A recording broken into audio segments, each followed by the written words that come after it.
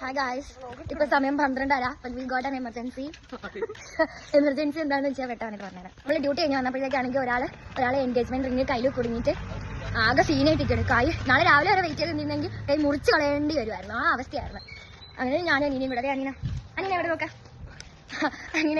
അനിയനെ ഞാനും കൂടെ അങ്ങനെ കാഷ്വാലിറ്റി കൊണ്ടുപോകാന്ന് വിചാരിച്ചു. ഗേൾ ഇതാണ് രോഗി. അഭിനയിക്കൂ. പഞ്ച് കാണിച്ചടാ വരുമ്പോലായ വിരള്. ഇതാണ് ആ എൻഗേജ്മെന്റ് റിങ്. സ്നേഹത്തോടെ ഫിയാൻസി കൊടുത്ത റിങ് ഉണ്ടാക്കിയില്ല.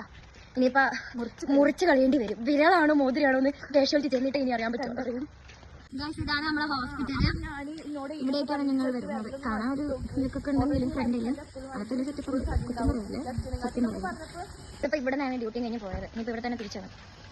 സാറില്ല, നമ്മൾ കാഷ്വാലിറ്റിയിൽ കയറാൻ പോവുകയാണ്. Be serious. ഓക്കെ ഗൈസ്, നമ്മുടെ എമർജൻസി കേരളത്തിൽ എല്ലാവരും ഉണ്ടല്ലോ.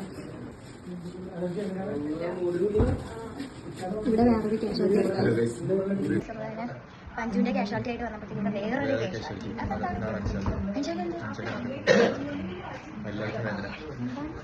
അത് പുറത്തറിയാൻ പറ്റില്ല. എല്ലാവരും അഭിനയിച്ചു വന്നു. എടുക്കാൻ വേണ്ടി രാത്രി 12:30 പൊട്ടിട്ട് ലിപ്സ്റ്റിക് ഇട്ട് തന്നിക്കണേ. ഞാൻ ഡ്യൂട്ടി കഴിഞ്ഞ് പോയാ എങ്ങനെ നോക്കി അല്ലെങ്കിൽ കീറത്തോണ്ടിട്ട് വരുന്ന പഞ്ചോ. How was your experience? എന്തെങ്കിലും ചെയ്യോ?